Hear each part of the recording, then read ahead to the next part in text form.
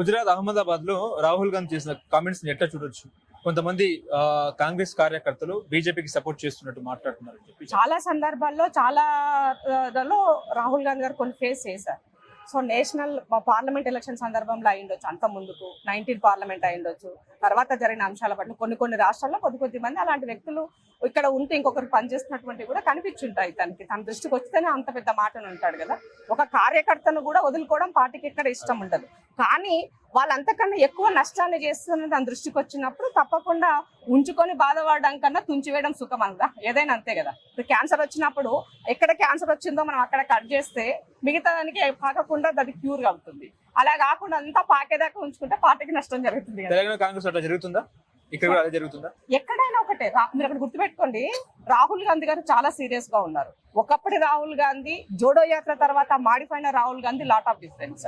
ఆయన పూర్తిగా ప్రజల మనిషిగా, కింది వర్గాల మనిషిగా ఏం జరిగితే బాగుంటది అని, పార్టీకి ఏది బెటరు, ఏది అవసరము, ఏ వర్గాలకి ఏం అవసరం అని ఆలోచించే దాంట్లో చాలా అదిగా మెర్జ్ అయినటువంటి వ్యక్తి. కాబట్టి తప్పకుండా వాళ్ళ దృష్టికి వచ్చింది అని అంటే ఎంతో ఎక్సర్సైజ్ చేసిన తర్వాత ఎంతో ఆచితూస్తే కానీ ఆ మాట బయటకు రాదు తన దగ్గర. కాబట్టి డెఫినెట్ గా అలాంటివి ఎక్కడ ఉన్నా కూడా సరి చేసుకోవాల్సిన అవసరం అయితే. తెలంగాణ కాంగ్రెస్ లో ఫైల్ ఎత్తాలన్నా, ఫైల్ మీద సంతకం పెట్టాలన్నా కూడా 20% కమిషన్ లేదే ఏ పని నడవదు అని చెప్పి చర్చ నిజమేనా? కమిషన్ల రావెవరు ఈ రాష్ట్రంలో? కేసీఆర్. మరి కమిషన్ల గురించి పొద్దున్న లేస్తే కమిషన్ల గురించి మాట్లాడే వాళ్ళకి ఇవాళ కమిషన్లే కనబడతాయి, తీసుకున్నటువంటి కమిషన్లు కనబడుతున్నాయి వాళ్ళకి. ఇవాళ కాళేశ్వరము కమిషన్ల కోసం వచ్చింది, మిషన్ కాకతీయ కమిషన్ల కోసం వచ్చింది, మిషన్ భగీరథ కమిషన్ల కోసం వచ్చింది. అన్ని కమిషన్లు వచ్చిన తర్వాత ఇవాళ అంతా అయిపోయిన తర్వాత ఈ రాష్ట్రాల్లో వాళ్ళ కమిషన్ తీసుకునే పరిస్థితి నుంచి కిందికి పడిపోయినారు. కాబట్టి వచ్చిన వాళ్ళు కూడా గట్లనే ఉంటారు, వాళ్ళు ఆలోచించుకుంటున్నారు. నువ్వు నిజమైనటువంటి ప్రజల పట్ల నిలబడాలనుకుంటే నీ దగ్గర ఉన్నటువంటి ఎవిడెన్స్ ఏమన్నా ఉంటే ఈ ప్రజల ముందు పెట్టి మాట్లాడితే ఎవరైనా హర్షిస్తారు వాటిని. ఏవి ఆధారాలు లేకుండా ఊరికే బట్టగాల్చి మీదేసి నీ మీద వేస్తున్నావు నువ్వు గడుపుకో అని అంటే అది అవసరం లేదు. తెలంగాణలో నో విజన్ ఓన్లీ కమిషన్ అనేది చర్చ నిజమేనా? కేటీఆర్ అంటున్నారు. ఇప్పుడు నాకు విజన్ లేకపోతే మూసి ప్రక్షాళన చేయాలని అనుకుంటానా? మీరు సింపుల్ క్వశ్చన్ ఇది. ఇవాళ నాకు విజన్ లేకపోతే స్కిల్ డెవలప్మెంట్ యూనివర్సిటీ వస్తుందా? నాకు విజన్ లేకపోతే స్పోర్ట్స్ యూనివర్సిటీ వస్తుందా? నాకు విజన్ లేకపోతే నా ఆడబిడ్డలకు ఆర్థిక అభివృద్ధి 1 ట్రిలియన్ వైపు చేయాలన్న ఆలోచన నాకు వస్తుందా? నాకు విజనే లేకపోతే అంటే మీరు మీ విజన్ అంతా ఏమున్నది? అప్పుడు డబ్బు మీద ఉన్నది, దోచుకోవడానికి ఉన్నది, దాచుకోవడానికి మీ విజన్ ఉన్నది. ఇవాళ మన ముఖ్యమంత్రి యొక్క విజన్ ఏమున్నది? ఈ సంక్షేమం వైపుకు నాకు వచ్చిన ఈ అవకాశాన్ని ప్రజలకు నేను ఎలా చేయాలి, ప్రజలకి నేను ఉన్న దాంట్లో నేను ఇంకెంత బెటర్ గా చేయొచ్చు. నిజంగానే ఆయనకు విజన్ లేకపోతే వివిధ దేశాలు తిరిగి దాదాపు 2.1 lakh కంపెనీస్ ఈ రాష్ట్రానికి తీసుకురావడం కోసం అగ్రిమెంట్లు చేసుకుంటారు. ఆలోచించండి. వాళ్ళు చెప్పిన ప్రతిదానికి మనము మీడియా వాళ్ళంగా కూడా మన వైపు నుంచి మనం వాటిని ఆలోచించాల్సిన అవసరం ఉంది. ఈ సమాజాన్ని ఎడ్యుకేట్ చేయాల్సిన అవసరం ఉన్నది. విజనే లేకపోతే ఇంత ఆర్థిక ఇబ్బందులు ఉన్నప్పటికీ కూడా రైతన్నకి మేలు చేయాలని 21,000 కోట్లు రుణమాఫీ చేస్తాడా? విజనే లేకపోతే 21,000 కోట్లు ఇచ్చి మేము వీళ్ళతో తింటామా? ఆలోచించండి. బంగారం ఇవ్వలేదు, పెన్షన్ ఇవ్వలేదు, కళ్యాణ లక్ష్మి లేదు, రైతు బంధు లేదు, రుణమాఫీ లేదు. రైతు బంధు ఇప్పుడు మొదలు పెట్టినారు కదా, నడుస్తుంది కదా. ఈ మంత్ మార్చ్ 31 వరకు బోనస్ చేస్తామని చెప్పినారు. 500 రూపాయలు బోనస్ వచ్చింది. బోనస్ రాంది ఎక్కడ? మీరు ఫోన్ చేసి కనుక్కోండి. క్షేత్రస్థాయిలో జనంలో తిరగండి. జనంలో తిరిగితే తెలుస్తుంది.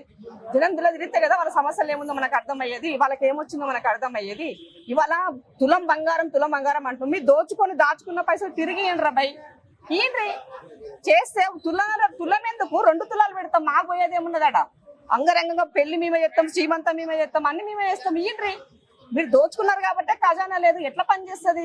ఒక ఇంటి వ్యవహారం ఒక తండ్రి అప్పుల పాలు చేసిపోతే కొడుకు వచ్చిన తర్వాత తండ్రిని తిడతాడు కదా. ఇది కూడా అంతే. అది ఇల్లు, ఇది ప్రభుత్వము. తేడా అది చిన్నది, ఇది పెద్దది. రికార్డ్ అవుతుంది, రేపు మీ మీద ట్రోల్ చేస్తారు. చెయ్యండి, నో ప్రాబ్లం. నేనేం చెప్తున్నా, ఒక సగటు ఉమెన్ గా వాస్తవాలు మాట్లాడుతున్నా.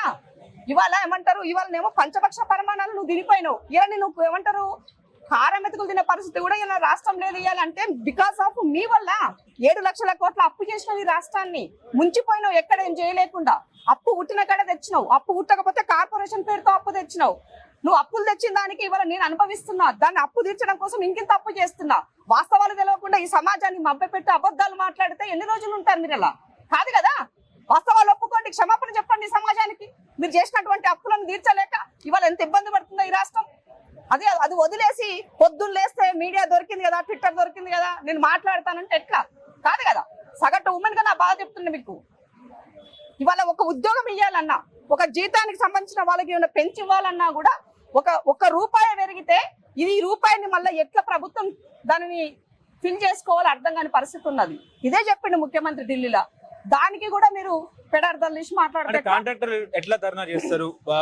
Deputy CM podium deputy CM నువ్వు ఇంత చెప్పినారు కదా, కవిత మొన్న ఒక లెక్క చెప్పింది. 2024లో నవంబర్ 30వ తారీఖు నుంచి ఇప్పటి వరకు 1,50,000 కోట్ల రూపాయలు రేవంత్ రెడ్డి అప్పు తెచ్చిందని చెప్పారు. 5 నెలలే, 2024 నవంబర్ 30 తారీఖు అంటే ఈ నెలకి 5 నెలలు మాత్రమే. 5 నెలలు కూడా పూర్తి కాదు, 4.5 మంత్. 1,50,000 కోట్ల అప్పు ఎవడని చేస్తాడా? తలకాయ మీద మెదడున్నోడు ఎవడన్నా అప్పు చేస్తాడా? గంతా తెచ్చి మేమేం చేస్తాము? కొన్ని దగ్గర ఆధారం బయట పెట్టాలి కదా. నువ్వు ఆర్బీఐ లెక్కలని చెప్పినావు, మరి ఆర్బీఐ చెప్పలేదా నీకు? ఈ అప్పు తీసుకొచ్చి ఎక్కడెక్కడ ఖర్చు పెట్టినాము, అప్పు తెస్తే కూడా అప్పు తీర్చడం కోసము మేము ఏం అసెట్స్ ఇస్తామని చెప్పినాము, ఏం అసెట్ క్రియేట్ చేస్తామని చెప్పినాము, ఆ అప్పు ఎట్లా తెరుస్తామని మేము ఆర్బీఐకి ఇచ్చే ఉంటాం కదా ప్రభుత్వం తరఫున. నేను ఇంటికి అప్పు కావాలంటే అప్పీరా బాబు అని అంటే నువ్వేం పెడతావని అడుగుతాడు నన్ను, రేపు ఎట్లా తెరుస్తావని అడుగుతాడు. ఇది కూడా అంతే కదా. కాబట్టి ఇవాళ నీకు ప్రెస్ మీట్ పెడితే నేను ఏది మాట్లాడినా నడుస్తుంటే కరెక్ట్ కాదు కదా. కాబట్టి కవితమ్మకి ఏం చెప్పదలుచుకున్నానంటే, ఇవాళ అప్పు చేసింది మీ అయ్యా, ఆ అప్పుల ద్వారా ఈ ప్రభుత్వం ఇవాళ ఇబ్బందులు పడే పరిస్థితి ఉన్నది. ఇదే ముచ్చట రేవంత్ రెడ్డి గారు ఢిల్లీలో మీడియా ముఖంగా చెప్పినారు. ఆమె దానికి ఆత్మగౌరవాన్ని ఏమంటారు, పురిటి నొప్పులు పడి ఎంతో మంది తల్లులు ఘోషిస్తే తెలంగాణ వస్తే ఈ తెలంగాణ ఆత్మగౌరవం తీసుకెళ్లి ఢిల్లీలో నువ్వు నా ఇజ్జత్ తీసినావు అని చెప్పి మాట్లాడుతుంది. ఇజ్జత్ గురించి, ఆత్మగౌరవం గురించి కవితమ్మకు మాట్లాడే నైతిక హక్కు ఉన్నదా? లిక్కర్ దందతోనే మా పరువంతా తీసుకుపోయి ఆడబెట్టొచ్చినావు, అవునా? మరి నీకెక్కడ దక్కా మాట్లాడే హక్కు? కాబట్టి మాట్లాడుతున్నప్పుడు ప్రతిదీ మనం ఆలోచించుకోవాలి, ఆత్మ పరిశీలన చేసుకోవాలి. పొలిటికల్ గా మనము చాలా చెప్పొచ్చు, కానీ నిజ నిజాలు వాస్తవాలు తెలుసుకోవాలి. ఇవాళ మీరు అధికారంలో ఉన్ననాడు కేజీ టు పీజీ చేస్తామన్నారు, చేసిండ్రా? అందరికి ఇల్లు ఇస్తామన్నారు, ఇచ్చిరా? అందరికి 3 ఎకరాల భూమి అన్నారు, ఇచ్చిండ్రా? ఇయ్యలే కదా. దానికి కూడా 1,00,000 కారణాలు చెప్పినారు. ఈ కాంట్రాక్ట్ల గురించి మీరు మాట్లాడినారు కదా, ఇన్ని డబ్బులు ఉంటే మరి కాంట్రాక్ట్ల యొక్క 40,000 కోట్ల రూపాయలు ఎందుకు మీరు చెల్లించకుండా ఈ ప్రభుత్వాన్ని చెల్లించమని చెప్పి మా మీద దోషేసారు మీరు కదా. మరి మీరు ఇవ్వచ్చు కదా బిల్లులు. అమ్మో లెక్క చెప్పింది 18,800 కోట్ల రూపాయలు నెలకి ఆదాయం వస్తుందని ఆర్బీఐ లెక్కలు చెప్పింది. దీంట్లో 6,500 కోట్ల రూపాయలు జీతాలు సంక్షేమ వాటికి పోతాయి. మరి మిగతా 12,000 కోట్లు ఏం చేసిరని అడుగుతుంది. ఇలా మా ముఖ్యమంత్రి చెప్పింది లెక్క. 6,500 కోట్ల రూపాయలు నీ అయ్య చేసిన అప్పుకు మిత్తిలతో వడ్డీతో సహా నేను కడుతున్న 6,500 కోట్లు. ఇవాళ ప్రతి నెల జీతాలకు 1వ తారీఖు నాడు 6,500 కోట్లు కడుతున్నాం. ఇంకా మిగిలింది 5,000 కోట్లే. ఈ 5,000 కోట్లనే నేను ఏం చేయాలన్నా, ఇరిగేషన్ ప్రాజెక్ట్ చేయాలన్నా, ఎవడైనా సచ్చినా బతికినా వాడికి ఏమన్నా మధ్యలో మనం అనౌన్స్మెంట్ చేయాలన్నా, ఏం చేయాలన్నా ఈ 5,000 కోట్లనే చేయాలి. మరి ఎట్లా నడుస్తుంది వ్యవహారం చెప్పండి? ప్రభుత్వంలో 10 సంవత్సరాలు ఉన్నారు. ప్రభుత్వంలో 10 సంవత్సరాలు అన్నా జల్లే ఉండి ఇవి ఎట్లా జరుగుతాయని ఆలోచించలే. ఏడ ఏమున్నాయి, ఏం దోసుకోవాలి, ఏ రాష్ట్రం పోవాలి, ఏ దంద చేయాలి, ఏం తెచ్చుకోవాలి, ఇద్దరు కాన్సన్ట్రేషన్ అదే ఉండదు. ఢిల్లీ కూడా వెళ్ళలేదుగా ఇప్పుడు అందుకే చెప్తున్నా. ఇప్పుడు ఆమె ఢిల్లీ ఆమె ఇంకో మాట కూడా చెప్పింది, ఢిల్లీ పోయినా, గల్లీ పోయినా, దుబాయ్ పోయినా, ఏడ పోయినా ఈ తెలంగాణ యొక్క తేజస్సు పెంచి బెటర్ గా మా నాయన చేసిందని చెప్పింది. కరెక్టే. ఏం చేసినారు? ఉద్యమ సమయంలో ఆడాడ తిరిగి దోసుకొచ్చుకున్నారు. తెలంగాణ వచ్చినాక కూడా దోసుకున్న సొమ్మును తీసుకెళ్లి ఆడాడ పెట్టుబడులు పెట్టచ్చు. ఇది మీకున్నటువంటి తెలివి. మరి ఇలా రేవంత్ రెడ్డి అన్ని రాష్ట్రాలంతా తిరిగి ఏడ పెట్టుబడి వస్తాడో 2 రాష్ట్రంలో పెట్టుబడి పెట్టుండ్రి, మాకు ఉపాధి కల్పించారు మా పిల్లలకని అడుగుతున్నాడు. అది మాకున్న తెలివి.